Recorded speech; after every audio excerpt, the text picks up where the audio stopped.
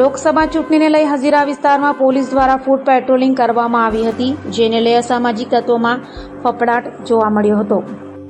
લોકસભા ચૂંટણી સમયે અસામાજિક તત્વો કોઈ અઘટિત ઘટનાને અંજામ ન આપે તે માટે પોલીસ સતત પેટ્રોલિંગ કરી રહી છે, ત્યારે હજીરા વિસ્તારમાં પોલીસ દ્વારા ફૂટ પેટ્રોલિંગ કરાયું હતું। હજીરા પોલીસ મથક વિસ્તારમાં PIGS પટેલ તથા PSI TK દેવમુરારી અને હજીરા પોલીસ સ્ટેશનના 27 પોલીસ માણસો અને SRP ગ્રુપ 12ના 1 તથા 20 માણસો સાથે રાજગરી ગામ વિસ્તારમાં ફૂટ પેટ્રોલિંગ કરવામાં આવ્યું હતું, જેમાં રાજગરી ગામ ટેકરા ફળિયાથી રાજગરી ગ્રામ પંચાયતથી રાજેશ્વર મહાદેવ મંદિરથી નિશાળ ફળિયાથી છપછપાછપ રોડ સુધી ફૂટ પેટ્રોલિંગ કરાયું હતું। આ દરમિયાન ગામ લોકોની સમસ્યા જાણવાનો પ્રયત્ન કરાયો હતો અને તકેદારીના ભાગરૂપે જરૂરી સૂચનાઓ આપવામાં આવ્યા હતા।